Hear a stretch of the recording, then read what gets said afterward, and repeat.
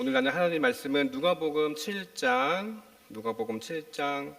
11절부터 17절까지 말씀입니다. 우리 한 절씩 교독하고 17절은 함께 봉독하도록 하겠습니다. 제가 먼저 읽겠습니다. 그 후에 예수께서 나인이라는 성으로 가실새 제자와 많은 무리가 동행하더니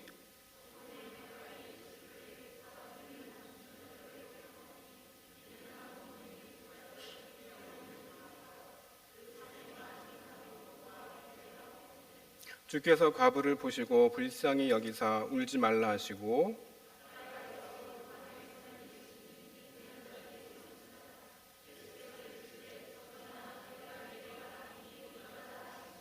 죽었던 자가 일어나 앉고 말도 하거늘 예수께서 그를 어머니에게 주시니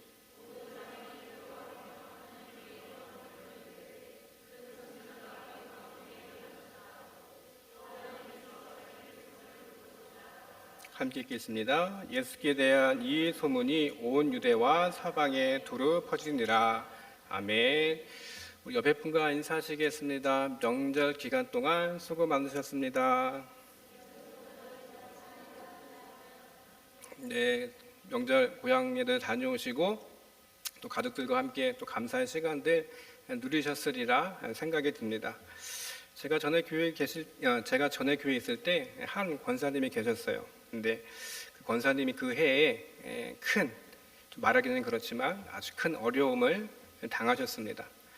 그리고 그 다음 해에 이제 신년에 저희 교회는 뭐가 있었냐면은 이제 신년 감사원금 봉투에 이제 자신들의 그런 신년 기도 제목을 적는 칸이 있었어요.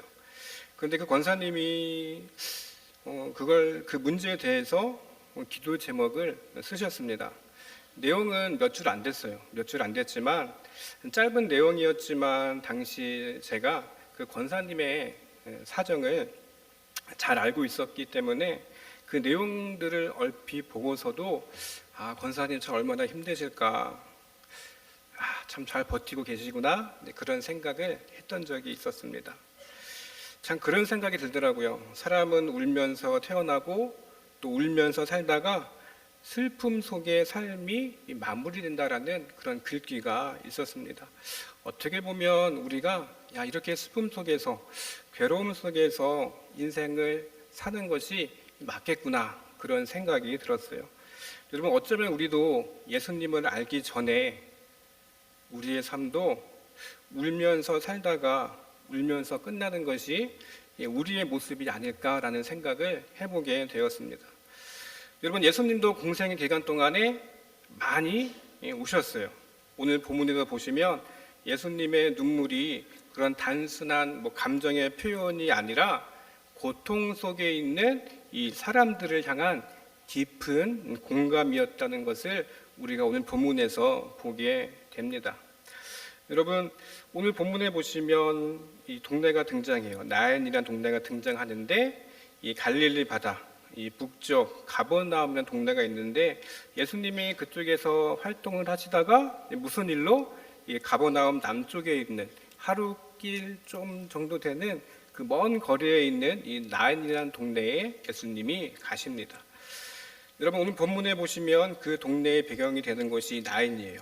여기 여성이 한 명 등장하죠. 아마 여기 계신 분들과 마찬가지로 일상의 그런 행복을 꿈꾸면서 살던 여성이 등장해요. 근데 이유는 모르지만 이 여인은 어떤 사람입니까? 남편이 먼저 세상을 떠났어요.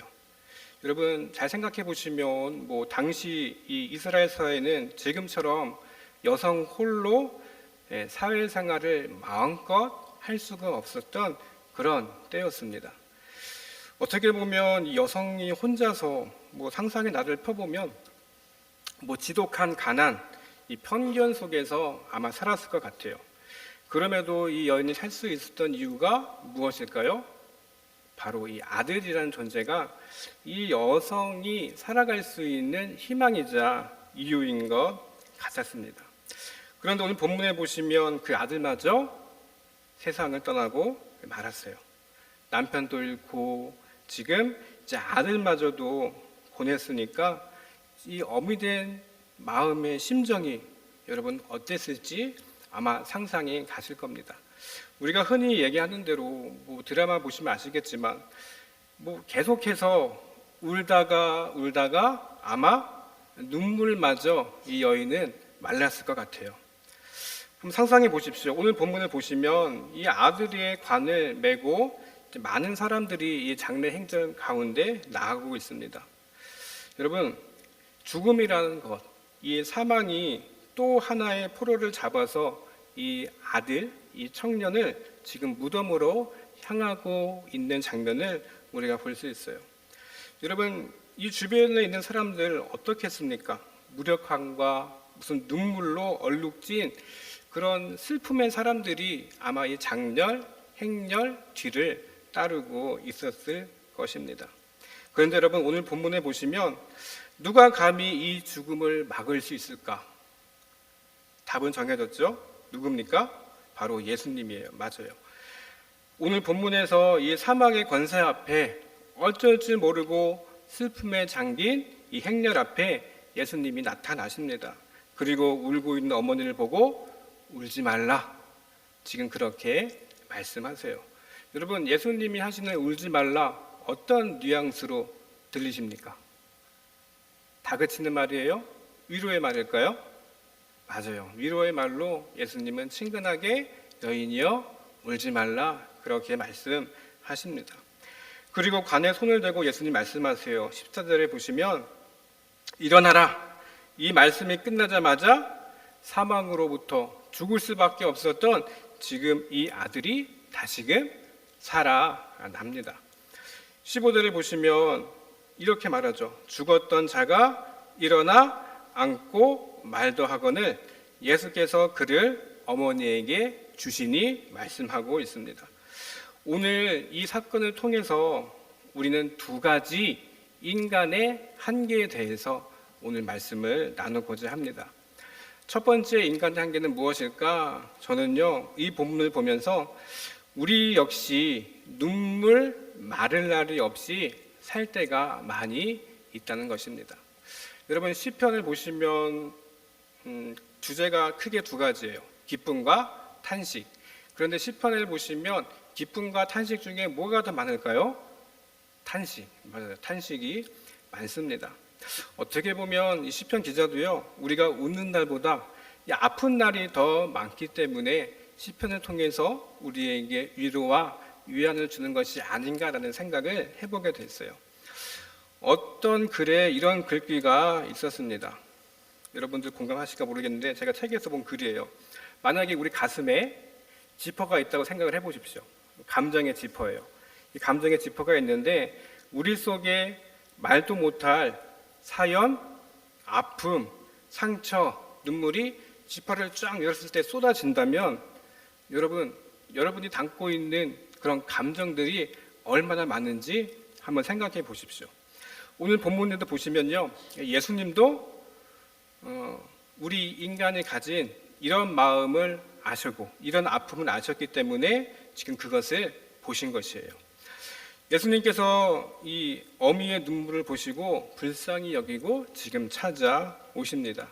오늘 13절에 말씀하시죠. 예수님 세 가지를 말씀하십니다. 예수님이 보시고 불쌍히 여기시고 울지 말라 그렇게 말씀하고 계세요. 여러분, 특별히 복음서에 보시면 예수님이 보셨다라는 이 동사가 무려 40번 이상 등장합니다. 많이 등장하죠. 그런데 누구를 보셨을까요? 대부분 슬픈 사람, 병든 사람, 그리고 버림받아 아파하는 사람들을 예수님이 먼저 보셨다는 것이 우리에게 놀라운 은혜입니다. 여러분, 오늘 본문에서 이 아들을 잃은 어머니를 지금 누가 보시는 거예요? 예수님이 보신 겁니다. 여러분, 이 어머니가 여러분 얼마나 슬펐을까요? 그렇죠? 이 아들의 죽음 앞에 그 심정이 얼마나 찢어졌을까요? 예수님도 아마 이런 생각을 하셨을 것 같아요. 이 여인이 참 얼마나 힘들게 살았을까? 그런 눈으로 아마 이 여인을 보셨던 것 같습니다. 여러분, 예수님이 어떤 분이십니까? 온 천하를 창조하시고 살피시는 분이세요.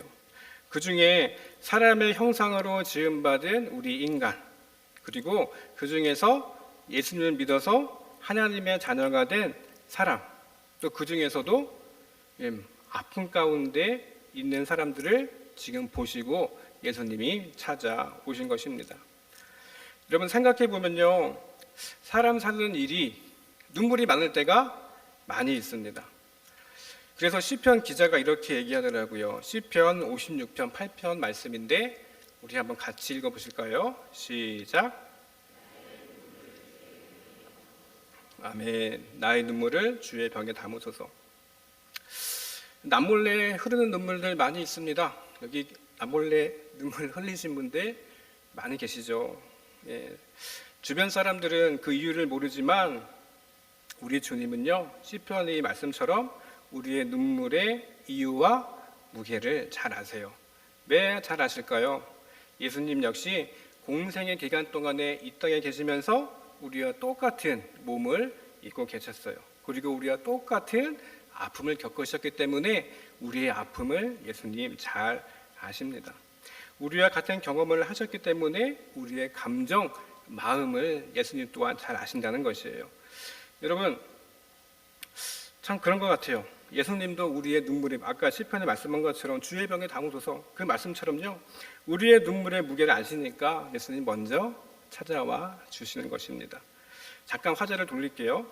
우리 여기 남성분들 많이 앉아 계신데, 여러분 과거에 남자들 울면 돼, 울면 안 돼 어떻게 배우셨어요? 울면 안 돼, 막 그렇게 배우셨어요. 왜요? 감정 표현하면 나약한 사람이다, 안 된다, 울면 안 된다. 우리 집사님 그렇게, 유영준 집사님 그렇게 혹시 배우셨죠? 맞아요. 우리 저 세대는 울면 안 돼, 그렇게 강하게 살아오셨습니다. 그런데 여러분 솔직히 슬프면 울고 싶은 것이 남성들도 똑같아요. 여성들만 아니라 남성들도 울고 싶은 마음이 있습니다.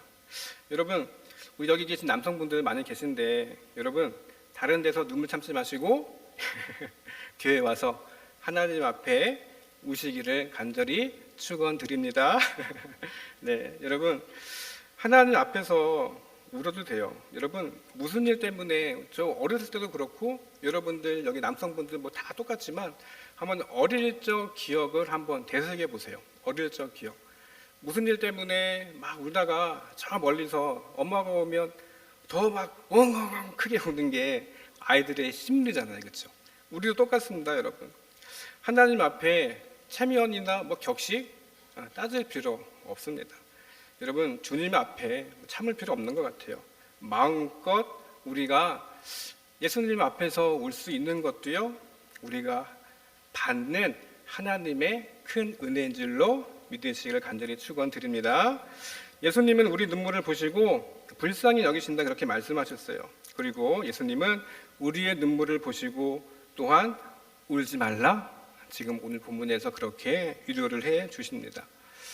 제가 경험을 해보면 뭐랄까, 이렇게 겉만 행복해 보이고 아무런 문제 없이 사시는 분들 많이 보았습니다. 그런데 실제적으로 그 내면을 들여다보면요, 겉모습과 속 사정이 다르신 분들이 상당히 계시더라고요.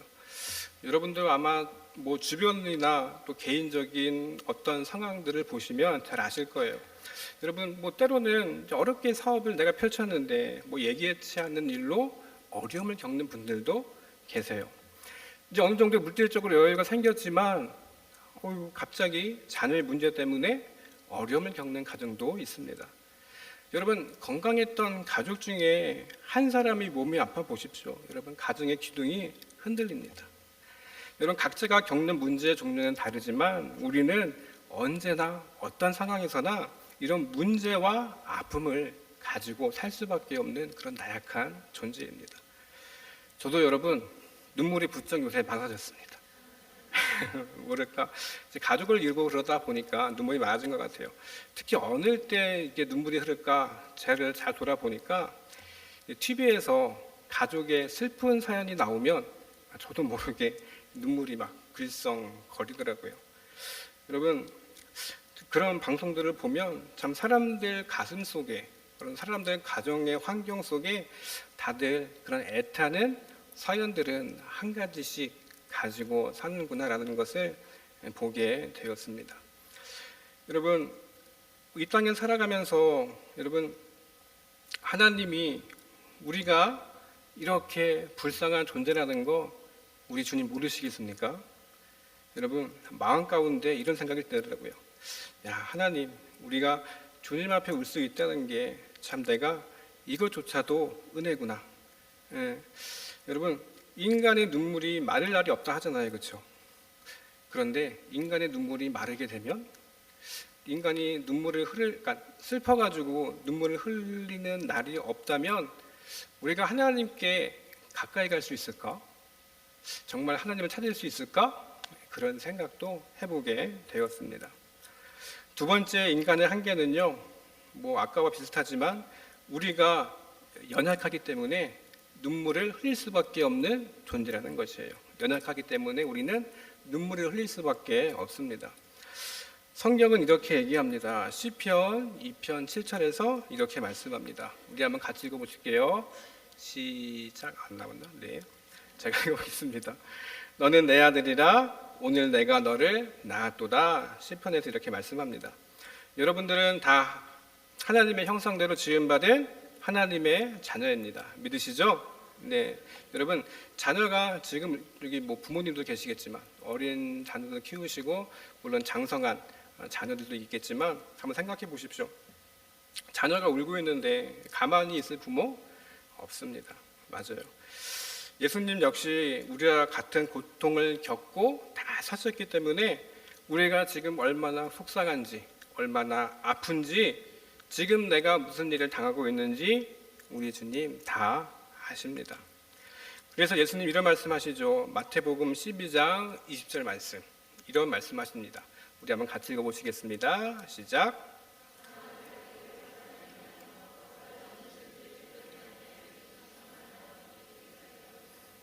아멘. 자, 그래서 우리에게 하시는 예수님의 말씀이 상한 갈 때 꺼지지 않는 심지가 우리와 같다, 그렇게 말씀하셨어요. 여러분, 한때는 여러분들 중에 이 갈대처럼 잘 나가신 분이 계셨죠. 여러분, 이 갈대 한번 보십시오. 바람에 쌩쌩 불어도 넘어지지 않잖아요. 흔들거리면서 위풍당당한 갈대를 한번 생각해 보세요. 그런데 이 갈대도 언제요? 시간이 지나면, 어떤 일이 생기면 이 갈대도 상할 때가 있습니다. 여러분, 심지를 보십시오. 호롱불에 아마 팁이나 호롱불 세대가 계신가요? 호롱불 세대가 없으신 것 같은데, 호롱불 보십시오, 여러분. 이 호롱불 같은 경우는 새 심지를 끼면 어때요? 불이 힘차게 켜집니다. 그런데 그 심지가 좀 오래되면 어떻게 돼요? 그을음도 생기고 불빛도 약해지는 것이 바로 그 심지예요. 여러분, 심지도요, 시간이 지나면요, 작은 바람에도 꺼질 수밖에 없습니다. 여러분들, 우리도요, 한때는 잘 나가고 다들 빛나는 그런 시절들이 다 있으셨어요. 그런데 시간이 지나면 언젠가는 이렇게 상한 갈대처럼, 또 어떤 일이 생기면 꺼져가는 이 등불의 심지처럼 될 수밖에 없는 것이 우리의 삶의 모습입니다. 그런데 내가 아프니까 나보다 더 아파하시는 그 하나님께서, 그 예수님께서 이 예상치 못한 문제를 만나서 상한 갈대와 같고 꺼져가는 심지가 되었을 때 우리를 불쌍히 여기시고 찾아오신다, 그렇게 말씀하고 계세요. 여러분, 추석일에서 어떻게 고향에 다녀오셨습니까? 부모님들 만나셨죠? 네. 시간이 지나도 여러분, 부모님 마음 어떻습니까? 말을 못 하시지만 다 부모님 한결같은 사랑을 생각하실 것 같아요. 저도 감사한 게 이제 광양에 내려와서 이제 명절 때마다 올라가는 처지가 됐어요. 옛날에는 한평생 귀성이란 걸 몰랐는데 광양에 오다 보니까 귀성이란 걸 알게 됐고, 가족의 소중함, 부모님이 이렇게 찾아뵙는 게 이런 거구나라는 것을 새삼 알게 되더라고요. 참 그런 것 같아요. 가족, 장성한 아들이 멀리 떨어져 있어도 한결같은 부모님 마음, 바로 그것이 하나님의 마음이 아닐까라는 생각을 해보게 되었습니다. 여러분, 우리가 눈물을 흘립니다. 눈물은 나쁜 게 아니에요. 이 눈물은 어떨 때는 오늘 본문에서 보시면 주님의 그 위로와 회복을 여는 귀한 통로가 이 눈물이 아닐까라는 생각을 해보게 되었어요. 여러분, 눈물은요 단순한 슬픔의 표현에 그치지 않고 때로는 하나님께 나아가는 문이 될 수도 있습니다. 그래서 예수님도 마태복음 5장 4절 잘 아시는 본문인데 이렇게 말씀하셨어요. 우리 한번 같이 읽어보실게요. 시작. 슬퍼하는 자는 하나님 앞에 위로를 받는다 말씀하고 계세요. 눈물을 통해서 하늘의 위로를 주님께서 주신다 그렇게 말씀하셨습니다. 여러분, 다윗 한번 생각해 보시죠. 다윗왕 바세바 사이에서 태어난 그의 아들이 병들어 죽어가고 있었어요. 그때 다윗이 어떻게 합니까? 금식하고 온몸을 땅에 엎드려서 7일 동안 금식을 해요. 얼마나 큰 슬픔의 기도, 애통의 기도였겠습니까? 전 다윗의 기도를 보면서요, 물론 참회의 기도이기도 하지만 하나님 앞에 그렇게 눈물을 흘리면서 슬퍼할 수 있다는 것이 참 큰 복이다 라는 것을 보게 되었습니다. 여러분, 하나님 앞에서는요, 내가 안 그런 척, 괜찮은 척, 문제 없는 척 할 필요가 없습니다. 여러분, 무슨 일을 당하셨습니까? 하나님 앞에 무릎 꿇고 간절히 울고 싶을 때 우시기를 간절히 축원드립니다. 여러분, 우리가 살다 보면 100년을 넘기기가 어렵잖아요. 우리가 길지 않은 이 시간을 살면서 어쩔 수 없는 일들 참 많이 당합니다. 과거, 현재 별 문제 없다가도 미래에 무슨 일이 닥치면 여러분 크게 당황하고 정말 아무것도 보이지 않는 그런 상황 가운데 정말 볼 수 없는 그런 현실에 있는 것이 바로 우리 인간인 것 같아요. 여러분, 잘 아시는 계기우먼 박미선 권사님 잘 아실 거예요. 이분 이런 간증을 했습니다. 늘 기도 제목대로 되지 않았어요. 이런 간증을 하셨더라고요. 자세히 들여다 보니까 이분이 잘 아시는 남편이 누구죠? 이복원 씨. 우리 박미선 권사님 참 대단하신 것 같아요. 이복원 씨가 믿지도 않는 사람이었는데 믿는 집이 이 박미선 권사님 혼자였고, 믿지 않는 시댁에 가서 여러 가지 온갖 남편은 말을 제대로 잘 듣지도 않았잖아요. 그렇죠?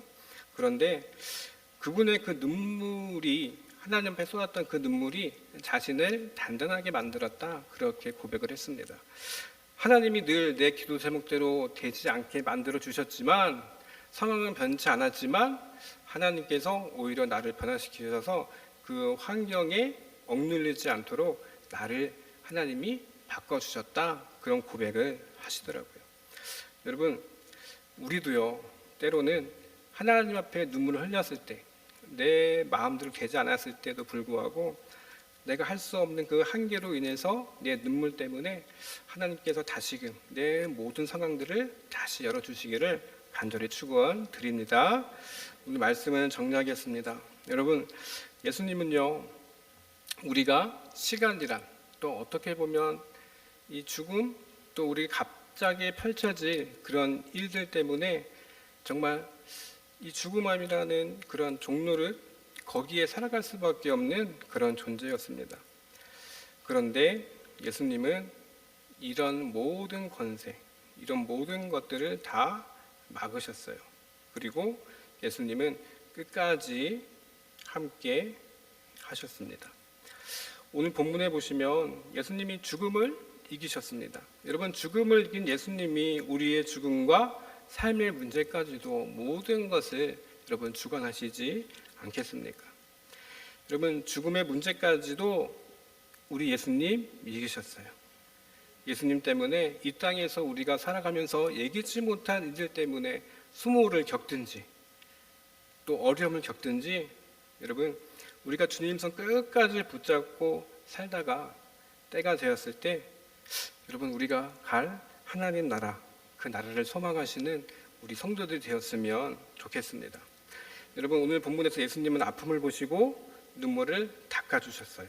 그리고 지금도 동일하게 여러분들의 눈물을 보십니다. 그리고 찾아와 주셔서 살려주시고 분명히 그 슬픔이 기쁨이 되는 은혜가 있게 하십니다. 여러분, 감정 총량의 법칙이란 게 있대요. 그냥 들으세요.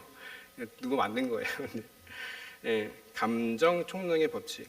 뭐 슬픔과 기쁨, 그리고 분노와 평온, 이런 것들이 일정량 주어져 있다고 보는 관점이랍니다. 뭐 예를 들어 많이 울었던 사람이 언젠가는 더 많이 웃게 된다는 그런 법칙이에요. 여러분, 우리가 믿음 가운데 살면요, 우리는 죽음을 이기시고 그것까지 해결해 주신 하나님 앞에 나아갔을 때 우리가 이 땅이 아닐지라도 하나님 품에서 또 주님 나라에서 더 많이 웃는 날이 분명히 올 것입니다. 여러분, 이 말씀이 그대로 여러분들 삶 가운데 적용되시기를 주님의 이름으로 간절히 축원드립니다. 기도하겠습니다. 주님, 저희들은 주님을 의지하며 살아가고 있습니다. 그러나 몸을 이 땅에 두고 살면서 때로는 억울함, 때로는 슬픈 일, 때로는 예기치 못한 일 때문에 우리가 당황하며 살 때가 참 많이 있습니다. 그 일들 때문에 눈물도 우리가 많이 흘립니다. 그래서 오늘 이 말씀을 우리를 통해 주신 줄로 믿습니다. 우리가 힘에 겨운 일을 만날 때마다 다른 거 보지 않고 죽음을 이기시고 또 아들까지 내어주신 우리 하나님을 붙잡고 살게 도와주시옵소서. 우리가 이 땅에 살면서 어려움이 와도 잘 견디게 하시고 또 인내하게 하셔서 믿음으로 승리하는 우리 성도들 될 수 있도록 도와주시옵소서. 예수님의 이름으로 기도드립니다. 아멘.